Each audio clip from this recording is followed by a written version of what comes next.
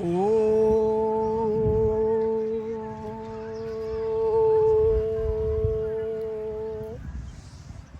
हरि ओ,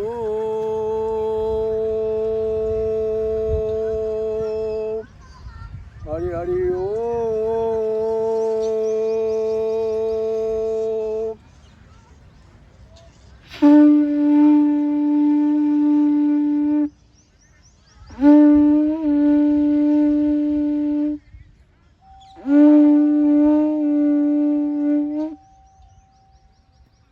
दिव्य नारायण योगशाला में आप सभी को खूब खूब धन्यवाद। शुरुआत करते हैं तालियों के साथ। ताली बजाएंगे 10 बार।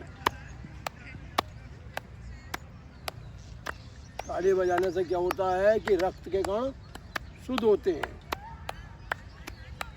रक्त के अंदर जो हमारे शून्यपन है वो तेजी आती है, और जब रक्त के अंदर हमारे तेजी आती है तो हमारे अंदर के जितने विकार हैं वो सब खत्म होते हैं। इसलिए 10 से 20 बार ताली रोज जरूर बजानी चाहिए।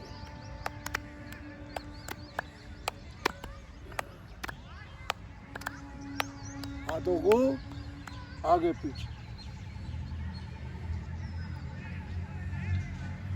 कंधे मजबूत होंगे, शोल्डर मजबूत होंगे, और काम करने में जो है आपका मन लगेगा। नहीं तो आज के युग में व्यक्ति थोड़ा सा भी काम कर ले तो थक जाता है।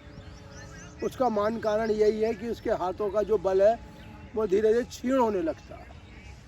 लेकिन अगर आप ये दोनों हाथों को ऊपर नीचे करते हैं तो आपके हाथों में बल भी आएगा। योग पद्धति कहती है कि अगर आप मेरे अनुसार आचरण करोगे तो जीवन में कभी भी आपको शरीर के प्रति जो है निराशा पैदा नहीं होगी। क्योंकि शरीर के प्रति निराशा कब पैदा होती है? जब हम शरीर के प्रति अपने जो कर्तव्य भूल जाते हैं। ये हाथ ऊपर नीचे, ताकि दोनों हमारे जो है शोल्डर मजबूत हो और बलवान बने। जब हाथ ऊपर नीचे जाता है तो हमारे कंधे की नसें खुलती हैं। जब कंधे की नसें खुलती हैं तो हमारा जीवन जो है तेजवान बनता है, ऊर्जावान बनता है, वीर्यवान बनता है। जिन लोगों के अंदर वीर्य गुण अधिक रहते हैं वही व्यक्ति धरती पे लेके कुछ ना कुछ कर जाते हैं। इसलिए हमें जो ऊर्जावान, वीर्यवान और बलवान तीनों होना है। हाथों को दायां और फिर बायां, दायां बायां, खूब तत्परता के साथ इन्हें खींचेंगे।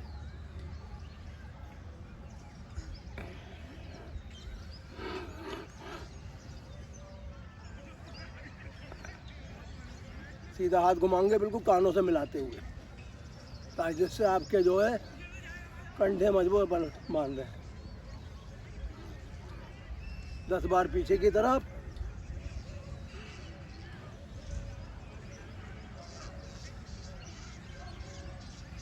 दूसरा हाथ घुमाएंगे। देखिए ऊपर मानने ने आपको 2 हाथ दिए हैं, दायां और बायां, और दोनों ही हाथ आपके काम के। हर चीज दो इसलिए दिए हैं कि एक हाथ थक जाता है, दूसरा उसका सहारा बन जाता है। हाँ, क्योंकि ये प्लस पॉइंट है, एक माइनस पॉइंट है। मिलाइए दोनों कंधों से, दोनों कानों से सटाते हुए हाथों को लेके चलिए। सिंगल कोई भी चीज काम नहीं करती जीवन में, समझ लो आप। सिंगल गुर्दा भी काम नहीं करता और सिंगल फेफड़ा भी काम नहीं करता। एक हार्ड सिंगल बनाया है क्योंकि वो पंप है, पंप अकेले ही काम करता है। घुमाइए दोनों तरफ।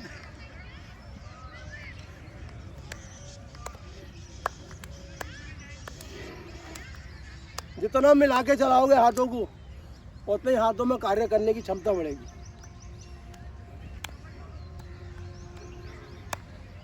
उंगलियों को चलाइए। उंगली चलाने से आप जो भी लिखने का या जो भी कार्य करते हैं उसमें कभी भी आपके हाथों में थकावट नहीं। दूसरी बात, आपके अंदर गठिया रोग नहीं होगा, क्योंकि रक्त की जो भी धारा है सब उंगलियों तक पहुंचेगी आपकी। कौनी चलाइए। कौनी चलाने से भी जो है हमारा जो है रक्त शुद्ध होता है।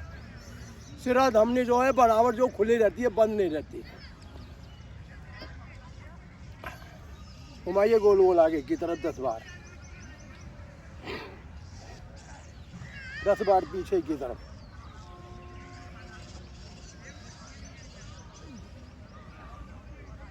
दोनों हाथों को क्लोज कर लेंगे और प्रेशर के साथ दबाव देंगे आगे की तरफ गर्दन को।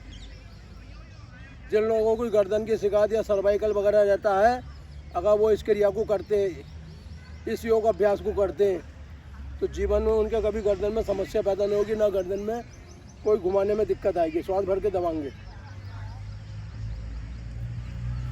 इससे रीढ़ की हड्डी भी मजबूत होती है, हमारी स्पाइन भी मजबूत होता है। शरीर के अंदर जो अंग काम नहीं करता वो बेकार हो जाता है।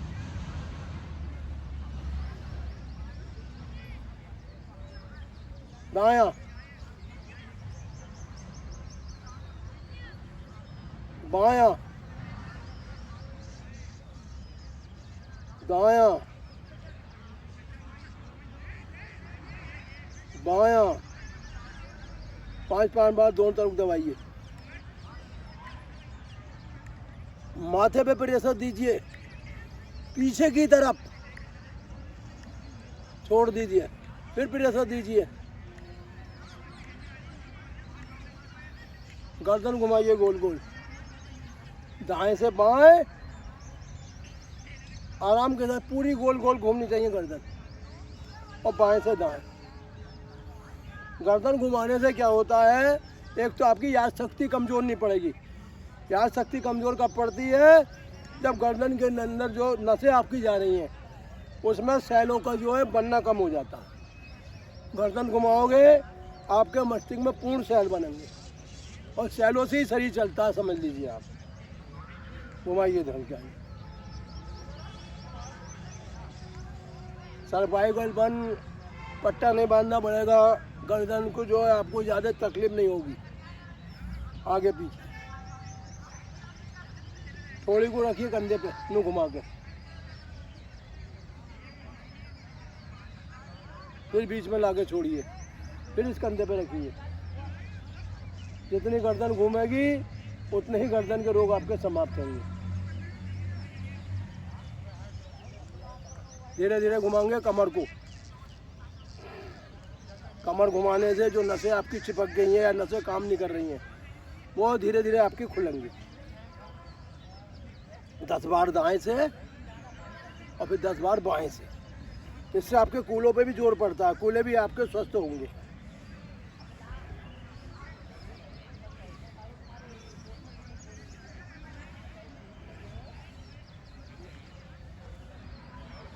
दोनों घुटनों पे आ जाइए और धीरे धीरे घुमाइए।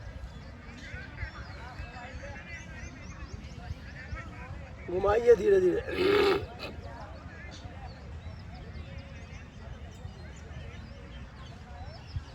घुमाइए घुटने धीरे धीरे।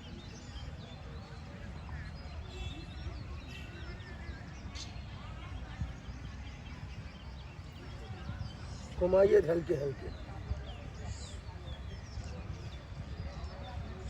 घुटने आगे पीछे करिए। घुटने चलने चाहिए, अचल नहीं रहनी चाहिए। अचल जो घुटने रहते हैं वो आगे फिर काम नहीं करते।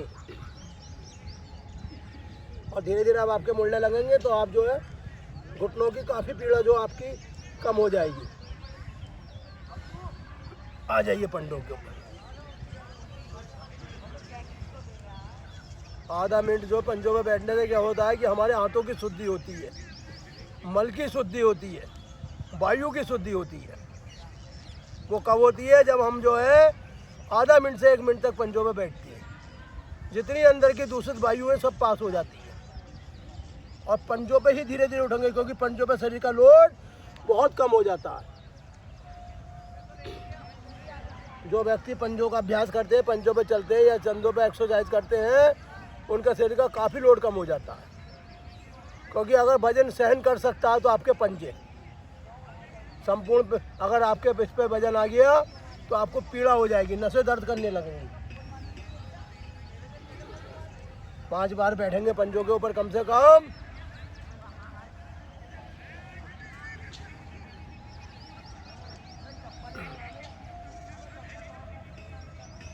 शरीर अगर लंबा समय तक चलाना है तो ये अभ्यास नित्य चलने पड़ेंगे।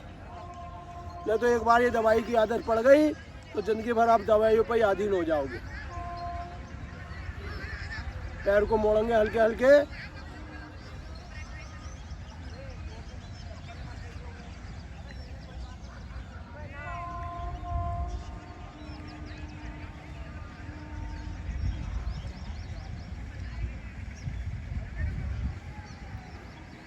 जैसा मोड़ेंगे।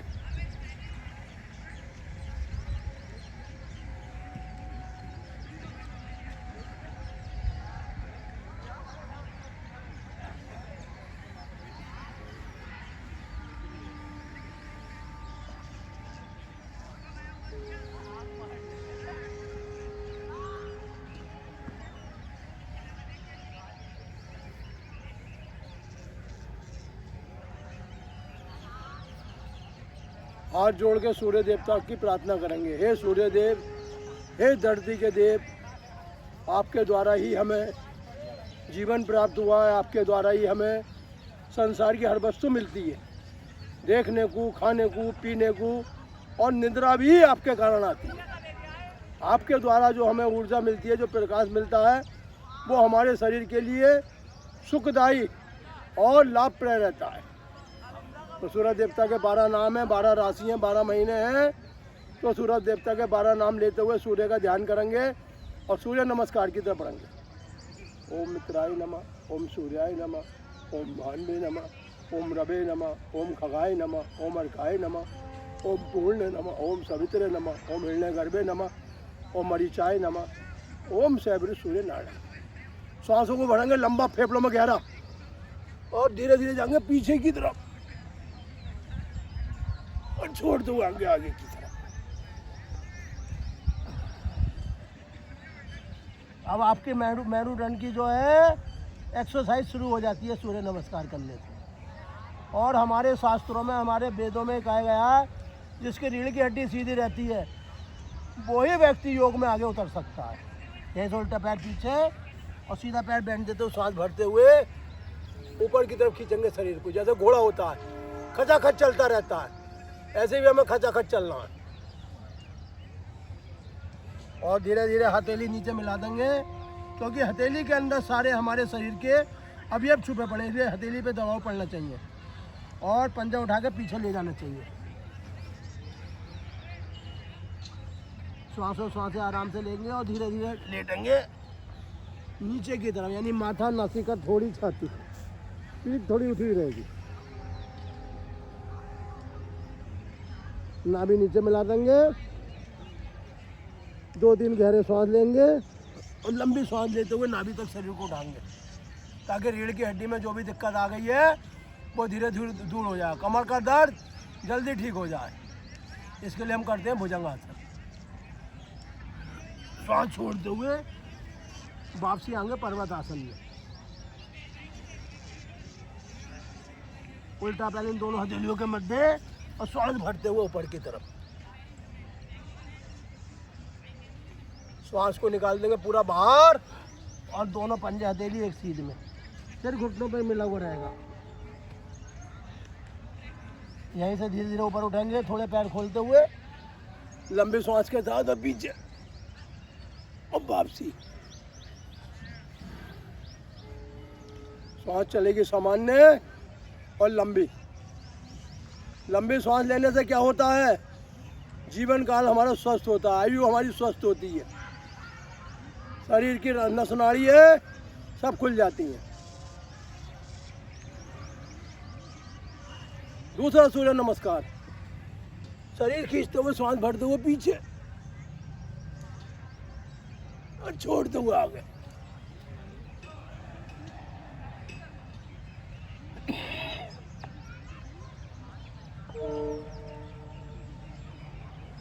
वहीं से पीछे की तरफ उल्टा पैर, सीधे पैर, सांस भरते हुए अश्व संचालक।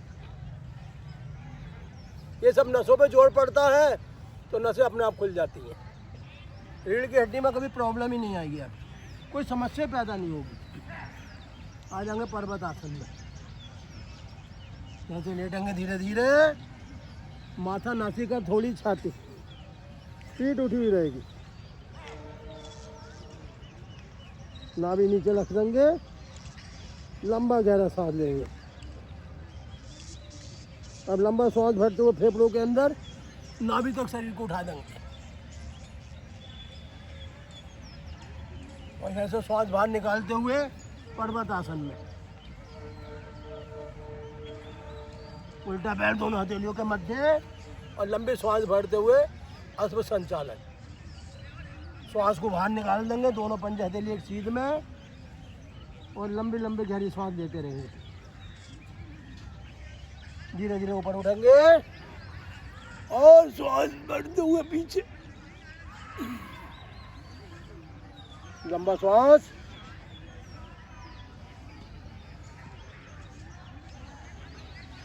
सांसों की माला जब तक देखते रहोगे तब तक जीवन में आपके मंगल और आनंद आता रहेगा।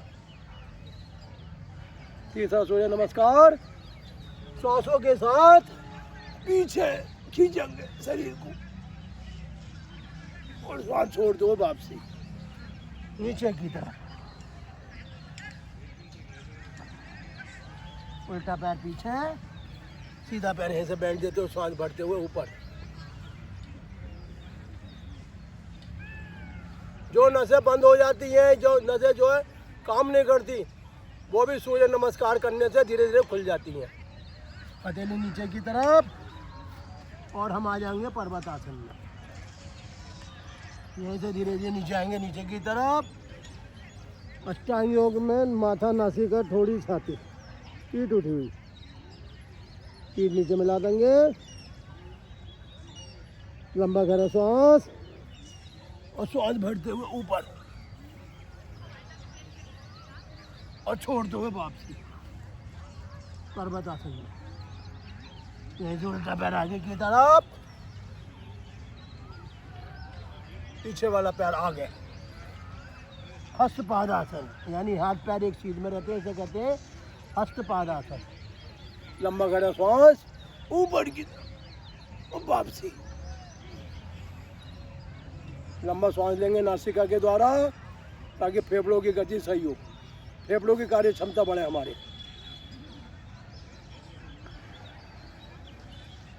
नासिका से जो वायु अंदर जाती है वो बहुत जल्दी रोगों को सही करती है। जो रोग आपके 10-10 साल में सही नहीं हुए वो नासिका से सांस लेने में, वायु लेने में अति शीघ्र ठीक हो जाते हैं। 1 मिनट की पीटी।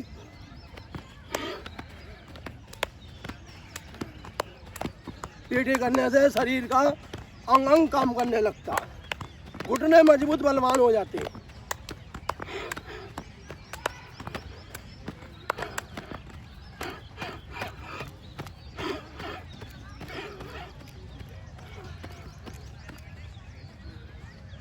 हाथ जोड़ेंगे और आ जाएंगे शवासन में। लंबा गहरा सांस खींचेंगे, छोड़ेंगे लंबा, दृष्टि रखेंगे आकाश में। अगर नेत्र ज्योति बनानी है तो आधा 1 मिनट आकाश की तरफ देखेंगे रोज। जितनी लंबी दृष्टि उतनी अच्छी आपकी आंखें।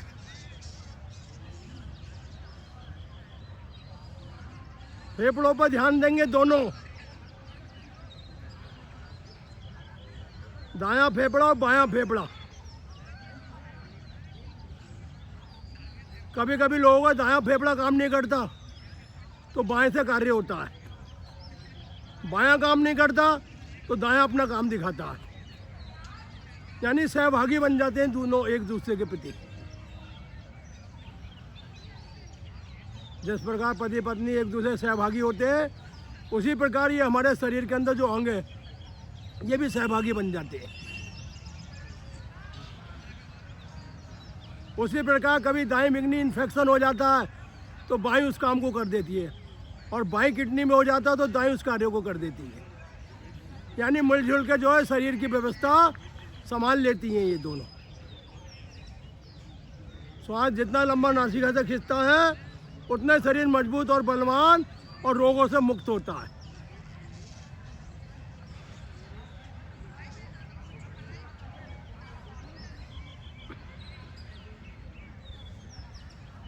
एक बार आपके शरीर के अंदर लंबी सांसें लेने की कला आ गई तो जीवन में रोगों से आपको हमेशा के लिए छुटकारा मिल जाएगा।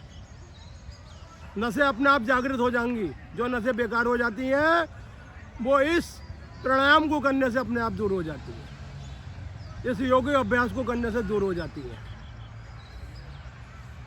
जब हम सांस लेते छोड़ते हैं तो ये प्राणायाम की क्रिया शरीर के अंदर चालू हो जाती है।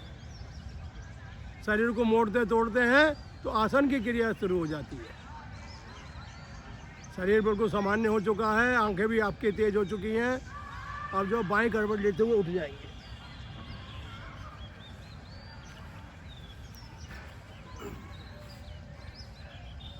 घुटनों पर बैठ जाएंगे और ध्यान करेंगे उस मूलाधार चक्र का, जिसके कारण करोड़ों बार हमारी जो है इस सृष्टि पे आगमन हो गया है। लेकिन क्योंकि बुद्धि चक्र के कारण, मन के कारण हम सब लोग भूल जाते हैं। मन के अंदर एक अच्छी बात है कि हमेशा हर चीज़ को याद नहीं रखता, भूल जाता। उसी प्रकार हमें अपने जन्मों के बारे में भी याद नहीं रहता। अंगूठा 4 उंगलियों के बीच में और श्वास को निकाल देंगे पूरा भार, यानी आप जो है नाभि पे टिकेंगे। अपनी गर्दन रहेगी ऊपर की तरफ खिंची हुई, ऊपर आ जाएंगे। पेट के जितने विकार, जितने रोग हैं वो सब इस मंडूक आसन को करने से आपके ठीक हो जाएंगे। क्योंकि पेट रहना चाहिए अंदर, सीना रहना चाहिए बाहर, और वो जब ही संभव होगा जब हम क्रिया को रोज इसे दोहराएंगे।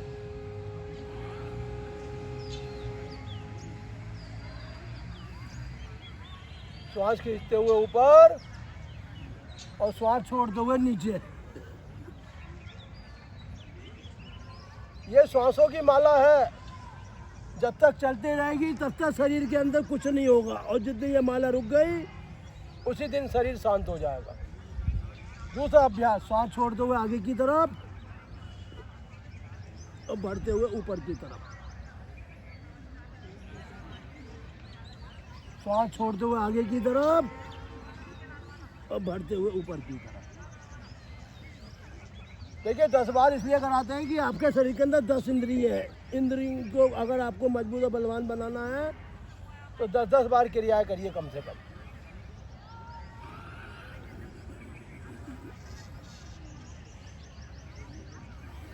जब हम ऊपर नीचे जाते हैं तो शरीर की जितनी वायु है वो अपनी जगह समान हो जाती है। ना वायु कम रहती है शरीर में, ना ज़्यादा रहती। और जब वायु शरीर के अंदर समान रूप से काम करती है तो हमारा वात और कफ और पित्त भी सामान्य होने लगता है। धीरे धीरे आगे आएंगे, शरीर की सांसें छोड़ देंगे और जब नहीं रुका जाए तो श्वास बढ़ते हुए पूर्ण स्थिति में आ जाएंगे वज्रासन। इसी प्रकार हाथों को यहाँ रखते हुए और धीरे धीरे जाएंगे पीछे की तरफ, यानी करेंगे वज्रासन, सुप्त वज्रासन। इसमें शरीर की ऐसी स्थिति बनती है कि हमारा बीपी अपने आप आगे ठहर जाता है।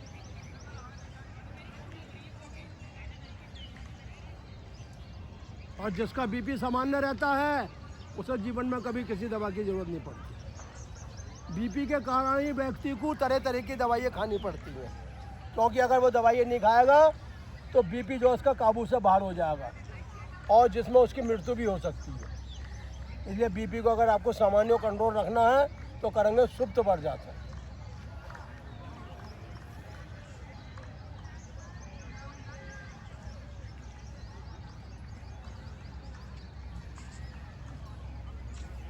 पक्षी भी बीपी सामान्य करने के लिए हर समय प्रतिक्रिया करते हैं, दौड़ते हैं, भागते हैं, क्योंकि दौड़ने भागने से बीपी शुद्ध होता है। इसी प्रकार योग अभ्यास करने से भी हमारा बीपी शुद्ध हो जाता है। शरीर के अंदर कोई पीड़ा नहीं रहती, कोई रोग नहीं रहता। नहीं तो आए दिन हमें जो है रोगों का सामना करना पड़ता है, वो भी टटके। क्योंकि जब रोग शरीर पर हावी होते हैं तो फिर शरीर की कोई प्रतिक्रिया काम नहीं करती। इसलिए कहा गया है करोगे योग तो रहोगे निरोग। इसका मंत्र यही है कि रोज योग करते रहो और शरीर को जो है आरोग्यता की तरफ बढ़ाते रहो। धीरे धीरे जाएंगे पीछे और करेंगे वो परम सत्ता का ध्यान, जिसके द्वारा हम संसार के सारे कार्य कर रहे हैं, जिसके द्वारा आंखें देख रही हैं, कान सुन रहे हैं और मुख भोजन चबा रहा।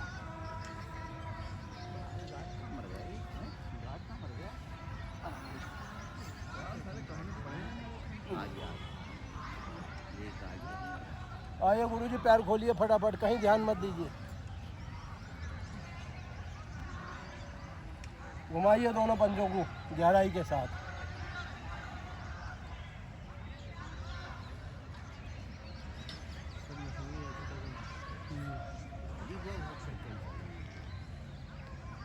घुमाइए दोनों पंजों को,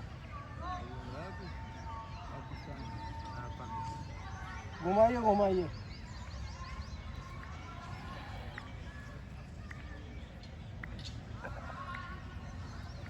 दोनों पंजों को घुमाइए, इसे भी घुमाइए। पंजे घुमाने से क्या होता है कि बॉडी के अंदर रक्त जो है हर पॉइंट पे पहुंचता है, हर नसें खुलती हैं। दूसरा पैर घुमाइए, दोनों पंजे घुमाइए बारी बारी।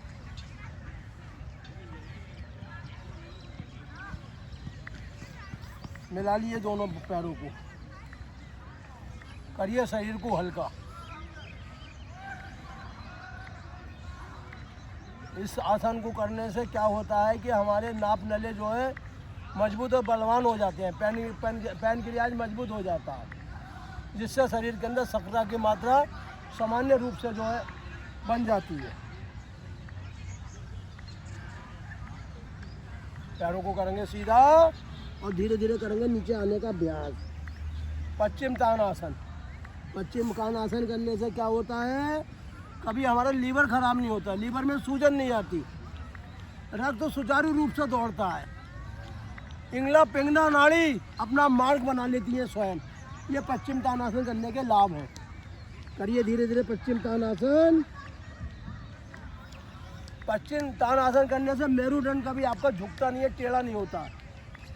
मेरुदंड बलवान बनाने के लिए करेंगे हम पश्चिम तानासन।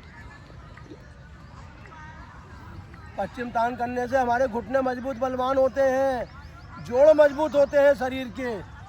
नहीं तो जोड़ कमजोर हो जाते हैं तो फिर चलने फिरने में दिक्कत होती है। आइए धीरे धीरे नीचे की तरफ। सिर मिल जाना चाहिए घुटनों के ऊपर और घुटने मिल जाना चाहिए जमीन के ऊपर।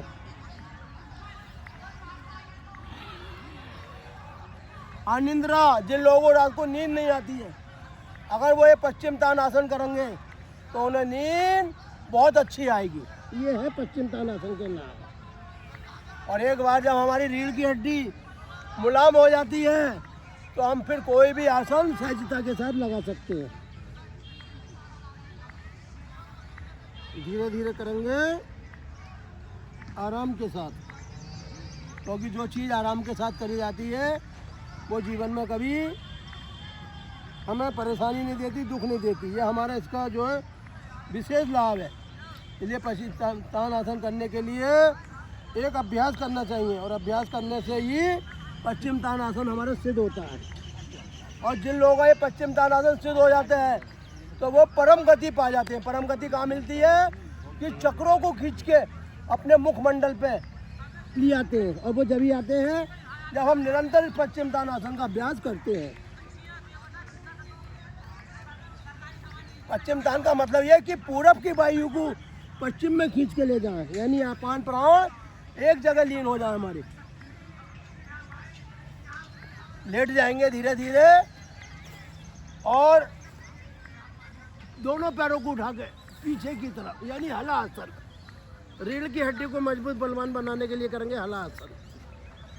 हला आसन करने से कभी भी बुढ़ापे में कमर नहीं झुकती है और ना बुढ़ापे में चलने में परेशानी आती है, क्योंकि रीढ़ की हड्डी हमेशा लचीली और मुलायम बनी रहती है।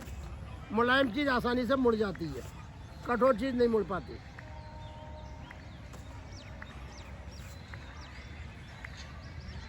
एक बार नहीं हो तो वापसी आ जाओ अपनी स्थिति में। धीरे धीरे पैरों को मैं रोक दो, श्वास लंबा खींचो फेफड़ों तक, फिर छोड़ दो, फिर श्वास खींचो और दोनों पैरों को उठाओ धीरे धीरे और ले आओ फिर नीचे की तरफ और मिला दो दोनों अंगूठों को धरती पे। शरीर की बनावट धरती के अनुसार है। जैसे धरती कठोर है ऐसे शरीर कठोर है, लेकिन हमें इसे मुलायम बनाना। और कब बनेगा? जब हम करेंगे हलासन। 2 से 3 बार हलासन को दोहराना चाहिए ताकि हमारी रीढ़ की हड्डी जो है मुलायम बनी रहे और हमारे अंदर कोई भी परेशानी, कोई बीमारी नहीं आए। धीरे धीरे आते हैं तो रीढ़ की हड्डी भी अपना कार्य बढ़िया करती है।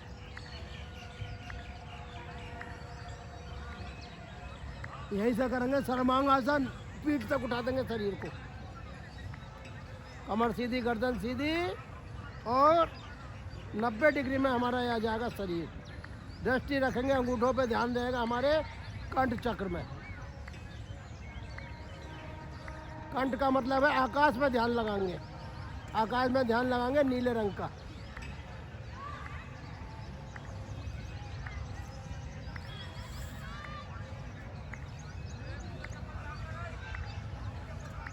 वापसी आएंगे धीरे धीरे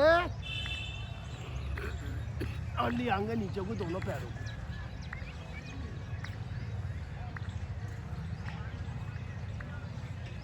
उत्पन्न तानासन करेंगे दोनों पैरों को उठा के 45 डिग्री तक। जिनका वजन जल्दी जल्दी बढ़ रहा है अपने आप कंट्रोल हो जाएगा।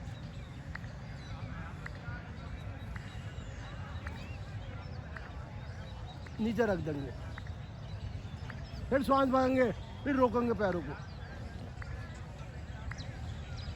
जो वायु हाड़ में फंस जाती है, जिसके कारण नसें ब्लॉक होती हैं, अगर डेली व्यक्ति 3 बार उत्तान पानासन करेगा तो वायु कभी हाड़ में फंसेगी नहीं, नसें ब्लॉक होंगी नहीं।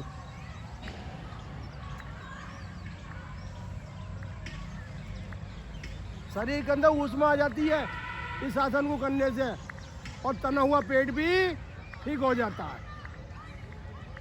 जिनकी नसें बार बार चढ़ती हैं, तिनका आता है कमर में, अगर वो भी इस उत्तान तानासन करेंगे तो 2 से 3 दिन में उनका तिनका निकल जाएगा।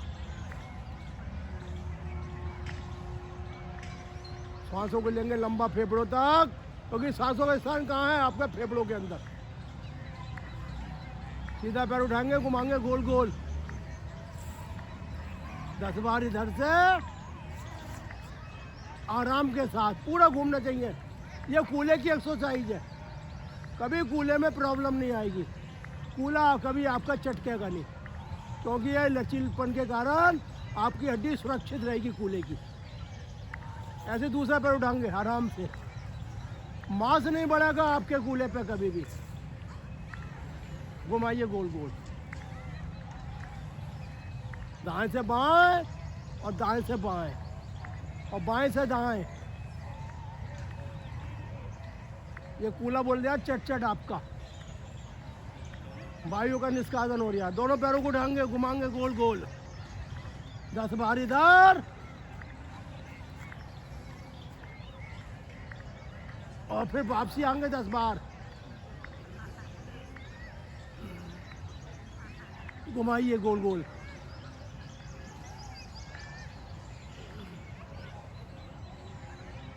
रख दीजिए वापसी। गुरु जी कूल्हा महत्वपूर्ण अंग है आपका, कूल्हे के अंदर ही आपकी टांगे फंसी हुई हैं। हाँ, चलो पैरों को सीधा करो, करो कटी पिंडक आसन।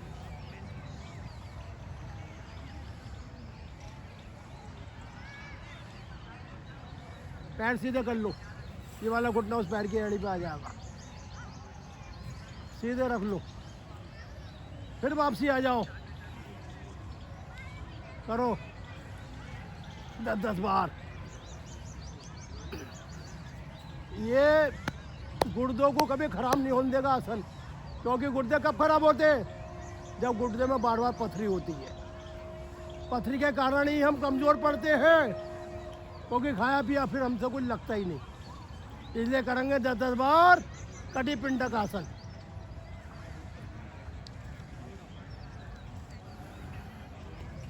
बोले पंडित जी तुमने तो हमारा जो कचुमा निकाल दिया।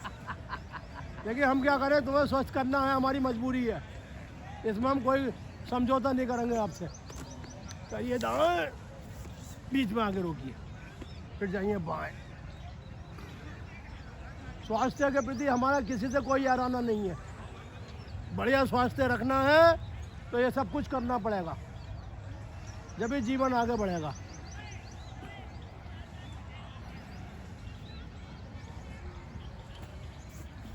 सीधा पैर खींच के लंबा कर लो और सर को लाओ इधर खींच के।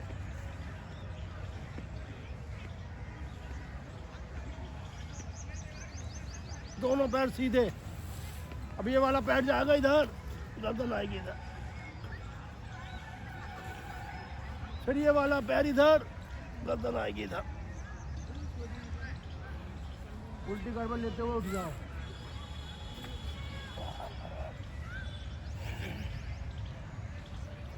गुरु जी टाइम तो बड़ी तेजी से बढ़ता है। 7:10 7:10। अब 20 मिनट में प्राणायाम निपट जाएंगे आराम से। ओम 20 मिनट में 7:30 ही बजने। ओ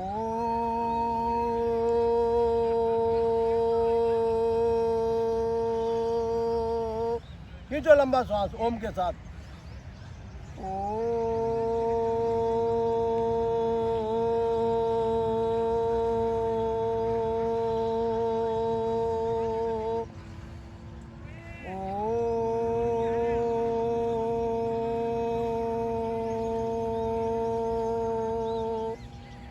ओम ओम जूम सा ओम भू भूर सा ओम त्र्यंबकम यजामहे सुगंधिं पुष्टिवर्धनम् उर्वारुकमिव बन्धनान् मृत्योर्मोक्षये मामृता। ओम ओम जूम सा ओम भू भूर स्वा ओम त्र्यंबकम यजामहे सुगंधिं पुष्टिवर्धनम् उर्वारुकमिव बन्धनान् मृत्योर्मोक्षये मामृता। स्वा भू भू सह जूम ओम ओम ओम ओम जूम सा ओम भू भूर स्वा ओम त्र्यंबकम यजामहे सुगंधिं पुष्टिवर्धनम् उर्वारुकमिव बन्धनान् मृत्योर्मोक्षये मामृता। स्वा भू भू सह जूम ओम। मुख को रखेंगे बंद और नासिका से श्वास लेंगे फेफड़ों तक और फिर वापसी कर देंगे। ये क्रिया कम से कम करनी है 50 बार।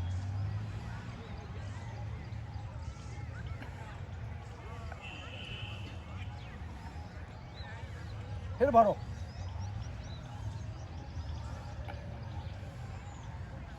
सांस लेने का स्थान हमारी नाड़ियों को मिला और किसी चीज को नहीं मिला।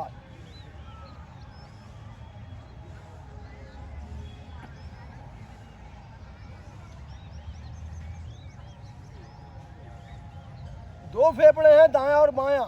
दायां है 580 ग्राम का तो दूसरा है 620 ग्राम का, यानी 40 ग्राम का फर्क है दोनों फेफड़ों के बीच। यानी दाएं बाएं फेफड़े की मुकाबले दायां फेफड़ा ज़्यादा बलवान और ज़्यादा कार्यशील होता है। लेकिन जब हम प्राणायाम करेंगे तो दोनों समान होने लगेंगे आपके।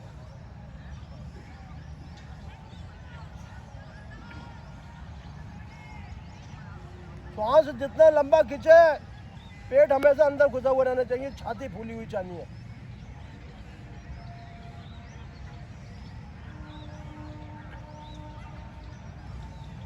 सांसों को स्थान कहाँ मिलता है? फेफड़ों के अंदर। और फेफड़े कब स्वस्थ होते हैं? जब हम नाड़ियों के द्वारा लंबी गहरी श्वास अंदर तक खींच के पहुंचा देते हैं।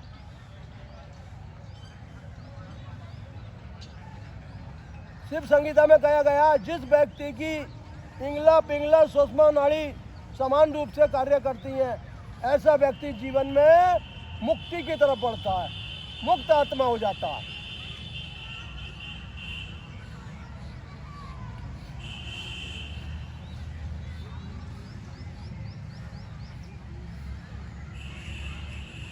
और इसका एहसास कब होता है? जब हमारी छाती फूलती है और छाती पिचकती है तो हमें एहसास होता है कि हमारे फेफड़े अब जो हैं सही से जो वायु को अंदर प्रवेश करा रहे हैं और सही से जो है कार्बन डाइऑक्साइड को बाहर निकाल रहे हैं।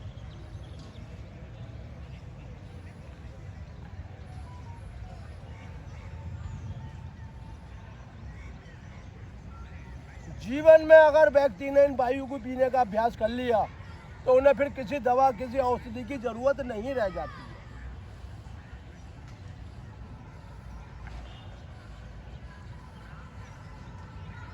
दूसरा अभ्यास करेंगे कम से कम 300 बार, यानी कपालभाति, यानी सांसें बाहर और पेट अंदर, और एक चक्र में कम से कम 50 से 60 बार करेंगे।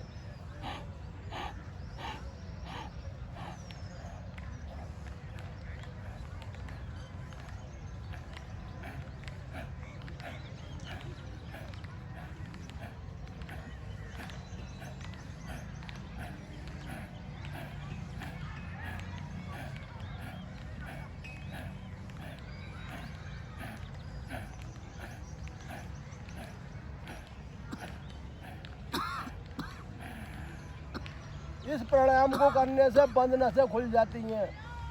हार्ट का अटैक पड़ने की संभावना ना के बराबर रह जाती है, क्योंकि हार्ट की संपूर्ण नसें इस प्राणायाम करने से खुल जाती हैं। गले के रोग ना के बराबर हो जाते हैं, क्योंकि गले के रोग होने का मतलब है कि खान पीन आपका बंद हो जाना। और आपका सबसे ज़्यादा इम्प्रेशर जो पड़ता है वो गले पे पड़ता है। खांसी होती है तो गले में होती है, कोई चीज़ लगती है तो गले में लगती है, टॉन्सिल होते हैं तो गले में होते हैं। उस सब से मुक्ति पाने के लिए हम करेंगे 50-50 बार के 6 चक्र। अब हम करेंगे दूसरा चक्र। ये सारी नसें कमर की जाम होती हैं, जिससे हड्डियाँ कमज़ोर पड़ती हैं, लेकिन जब हम इस प्राणायाम को करते हैं तो हड्डी भी मजबूत होती है और नसें भी खुल जाती हैं।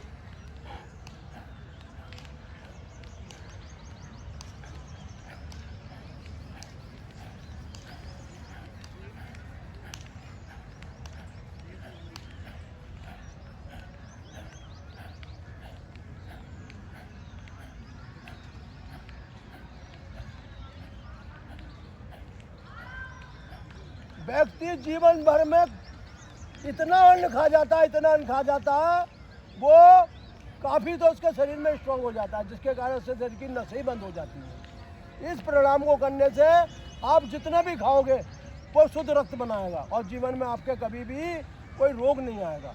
आप करेंगे तीसरे चक्र में।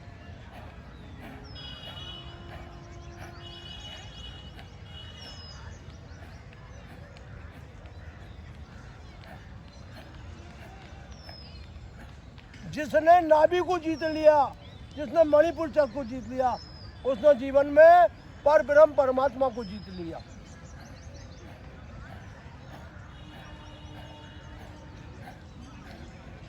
शुगर कोई बीमारी नहीं है, सिर्फ रक्त की शुद्धि कर लो, शुगर ऑटोमेटिकली चली जाएगी। बीपी कोई बीमारी नहीं है, खून को साफ कर लो, बीपी कभी जीवन में होएगा ही नहीं आपको। देखिए गुरु जी कितने प्यार से हो रही है।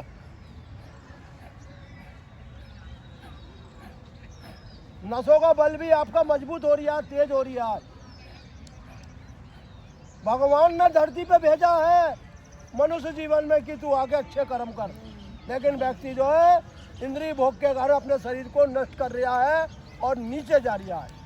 नीचे जाने का मतलब रोगों का दास हो रहा है, और जो रोगों का दास होता है वो फिर किसी के लिए कुछ नहीं कर पाता। खींचो अंदर।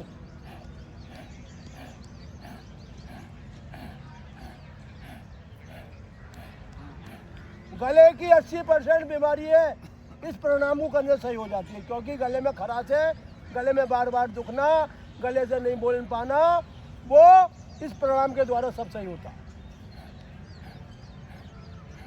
कानों के रोग, आंखों के रोग, गले के रोग सब इस प्राणायाम से, क्योंकि इस प्राणायाम को करने से शरीर के सेल जो है दोबारा जीवित हो जाते हैं। नहीं तो मृत कोशिकाओं के अंदर कभी भी आपको रक्त की धारा नहीं मिलेगी, क्योंकि वो तो मृत हो गई, वहाँ रक्त बन ही नहीं पाएगा दोबारा।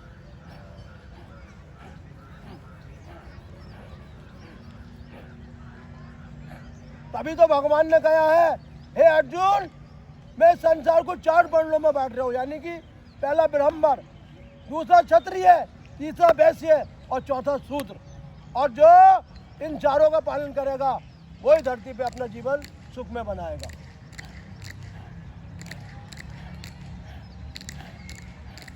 इसलिए हाथों से भी काम करो, पेट को भी जो खूब अपने आराम दो, यानी जो खाने की चीज़ें वही खाओ जो खाने की नहीं। पैरों से भी एक्सरसाइज, यानी खूब अच्छी लोगों की सेवा करो। जो इन चारों वर्णों में रह के मुझ परमात्मा का ध्यान करता है वो सदा मेरे ही धाम को प्राप्त होता है।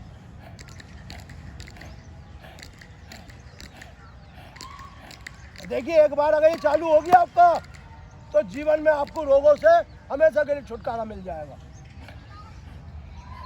क्योंकि शरीर के अंदर जो भी आपका मांस है, रक्त है, मज्जा है, मेद है, वो सब इन क्रियाओं के द्वारा कंट्रोल और ठीक हो जाता है।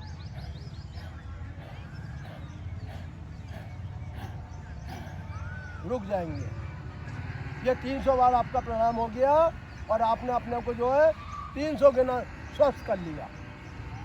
रक्त की शुद्धि, पानी की शुद्धि, अन्न की शुद्धि सब इस प्राणायाम को करने से शुद्ध हो जाती है। नहीं तो आप अन्न तो खाते हो लेकिन अंदर जाके पचता नहीं है, अपच हो जाता है। और जो अपच हो जाता है फिर वो नस नाड़ियों जाके शरीर के अंदर बात रोग पैदा करता है, पित्त रोग पैदा करता है, कफ रोग पैदा करता है। अब करेंगे बाह्य बंद। बाह्य बंद में क्या है? गुदा चक्र। गुदा चक्र को कहते हैं मूल बंद, यानी श्वास को बाहर छोड़ते हुए गुदा को 10 बार ऊपर खींचेंगे और छोड़ेंगे। इससे कभी बवासीर नहीं होगी, जलंधर बमंदर नहीं होगा, और कभी गुर्दे के रोग नहीं होंगे, और कभी मस्तिष्क के रोग नहीं होंगे। जिन लोगों के सिर में दर्द रहता है वो गुदा चक्र को न के कारण होता है, क्योंकि गुदा चक्र में आगे आपकी अपान वायु फंस जाती है। खींचिए गुदा चक्र। भगवान ने सबसे बड़ा आपको क्या धन दिया है? सबसे बड़ा धन यह है कि भगवान इस इंद्रिय रूपी शरीर में और इस मन रूपी शरीर में, बुद्धि शरीर में स्वयं सारथी बन के आपका वास कर रहे हैं। और जब रथ में बैठा हुआ सारथी निकल जाता है तो उस रथ की कोई वैल्यू नहीं रहती, बेकार हो जाता है। इंद्रिय उसके घोड़े हैं, और इंद्रिय जो है मन के द्वारा उसे भगाती हैं, बोले इधर चल उधर चल। लेकिन जब सारथी अपना एकाग्रता में आ जाता है तो फिर कोई इंद्रिय उसका कुछ नहीं बिगाड़ती।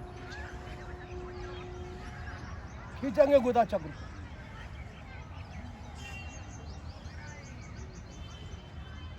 गुदा चक्र को खींचने से 1500 तरीके की बीमारी सही होती है, क्योंकि सारी बीमारियां नीचे से पैदा होती हैं।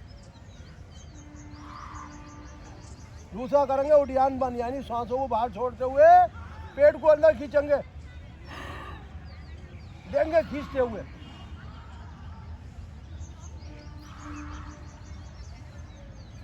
जठराग्नि इतनी तेज हो जाएगी, जो भी खाओगे, पत्थर भी खाओगे, वो भी आपका हजम हो जाएगा। और सांप की जठराग्नि इतनी तीव्र होती है कि वो अपने से दुगने सांप को भी सटक लेता है तो तुरंत पच जाता है।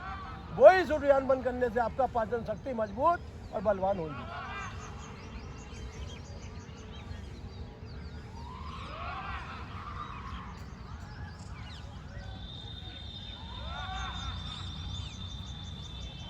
तीसरा कंठ। कंठ से आदमी गाता है, भजन गाता है, खाना खाता है, दिन भर वार्तालाप करता है। इस कंठ को 5 से 10 बार सुबह को श्वास भर के दबाना चाहिए, यानी ठोड़ी और कंठ का संपर्क ऐसा हो कि दोनों एक दूसरे में बंध जाए, अलग ना हो एक दूसरे से।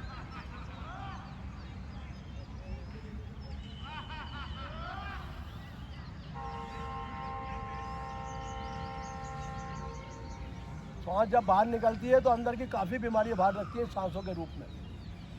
फिर सांस भरिए, फिर दबाइए।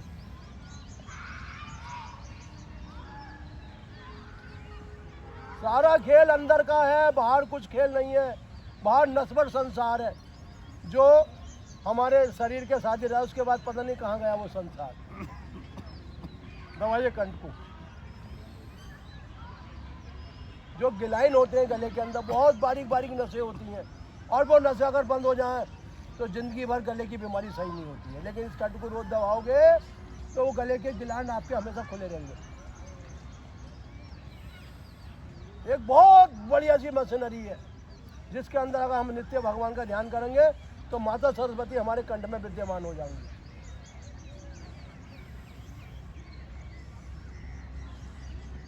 अनुलोम विलोम। शरीर के अंदर मुख्य 3 नाड़ी बनाई है ईश्वर ने, इंगला, पिंगला और सुषमा नाड़ी। इन 3 नाड़ियों से व्यक्ति जो है जन्म मरण के चक्कर में फंसता है। लेकिन अगर व्यक्ति रोज चंद्र नाड़ी से सांस लेकर सूर्य नाड़ी को छोड़ेगा और सूर्य नाड़ी चंद्र नाड़ी, तो हमेशा तीनों नाड़ियों में एकाकार हो गए वो ब्रह्मा विष्णु महेश तीनों के धाम में बना रहेगा। तो लेंगे अपने बाएं नाड़ी से लंबा गहरा श्वास। शरीर के रोग खत्म होते हैं नाड़ी की शुद्धि करने पे। जिसकी नाड़ी शुद्ध हो जाती है उसके शरीर में कोई रोग रह ही नहीं सकता।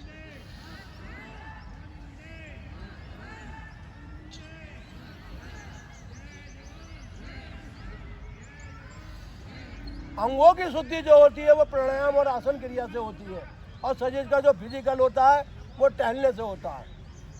तो 15 से 20 मिनट टहलना चाहिए और आधा से 1 घंटे जो प्राणायाम और आसनों का अभ्यास रोज निरंतर करना चाहिए। हमारे ऋषि, हमारे संत, हमारे मुनि, हमारे पूर्वज सब जो योग साधना करते थे और अपने को उस परमात्मा में लीन कर लेते थे। लंबे श्वास भरते हुए दाएं से निकालेंगे, दाएं से वापसी बाएं। ये शरीर पंचभूत है और पंचभूत में मिल जाता है, यानी कि जल, पृथ्वी, आकाश, वायु, अग्नि। और ये पांचों भूत कब सुरक्षित होते हैं? जब हम नाड़ियों की शुद्धि करते हैं।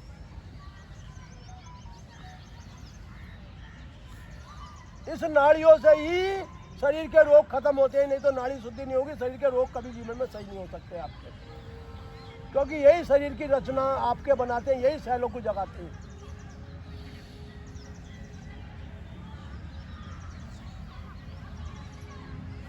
तभी तो ईश्वर ने कहा है, करे जा तू जग में भलाई का काम और तेरे दुख दूर करूंगा मैं स्वयं आके।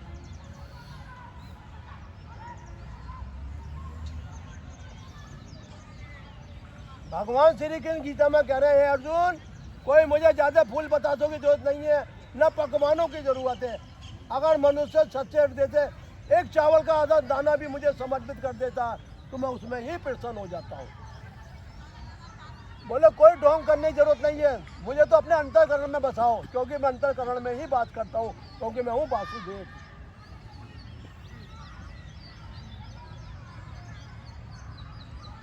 बोले भक्ति तो मेरी कर रहे हो और ध्यान माया में लगा रहे हो, तो मैं अंत में तुम्हें माया का ही मैं भेज देता हूँ। और माया चारों तरफ पड़ी हुई है और ध्यान मेरा लगा रहे हो, तो अंत में मैं माया से तुम्हें मुक्त करके अपने नारायण लोक में प्रवेश करा देता हूँ।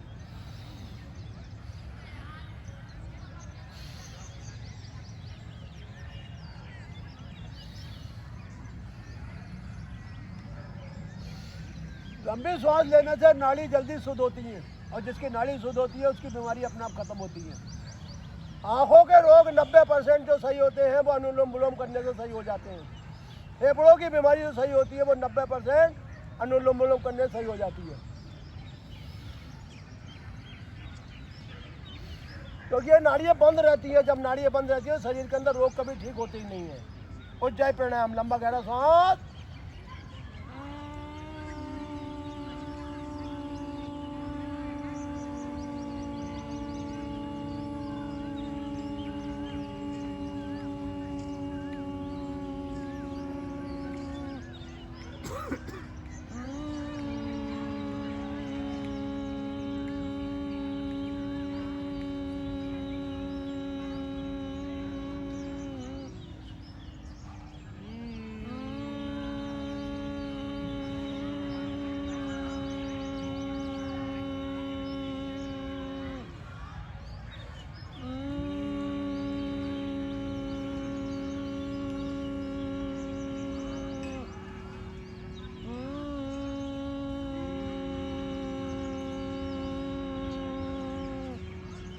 अंदर के सेलों को जाके करेंगे ब्राह्मणी प्राणायाम।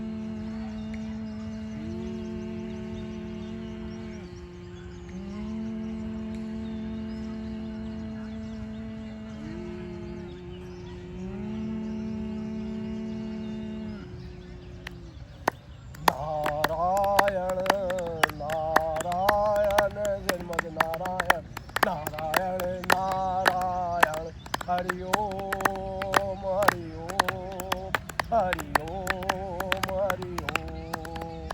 माता नारायण पिता नारायण। हम माता को नारायण क्यों कहते हैं, पिता को? क्योंकि उन्हीं की कृपा से हमने धरती पे आके मनुष्य जीवन दिया है। तो माता नारायण पिता नारायण गुरुवर नारायण नारायण नारायण। गुरुवर किसे कहते हैं? जो हमारे इस अंधकार शरीर के अंदर प्रकाश को चमकाए रहता है, प्रकाश को बनाए रखता है, वो हमारा गुरु है। माता नारायण पिता नारायण सद्गुरु नारायण नारायण नारायण, पृथ्वी नारायण जल नारायण, आकाश नारायण नारायण नारायण, वायु नारायण अग्नि नारायण नारायण नारायण नारायण। हम इन पांचों तत्वों का धन्यवाद क्यों देते हैं? क्योंकि इस पंचभूत के कारण ही हमारा शरीर टिका हुआ चल रहा है। अगर इसमें से एक भूत भी निकल गया तो शरीर उसी दिन निस्तेज हो जाएगा। सूर्य नारायण चंदा नारायण, सूर्य नारायण चंदा नारायण। सूर्य हमारे परम पिता हैं, क्योंकि सूर्य के द्वारा ही जो अन्न मिलता है वो पिता के द्वारा माता के घर में जाके हमें धरती का मुख दिलाता है। सूर्य नारायण पिता नारायण, सद्गुरु नारायण नारायण नारायण नारायण नारायण, श्रीमद नारायण नारायण। हरि ओम हरि ओम हरि ओम हरि ओम।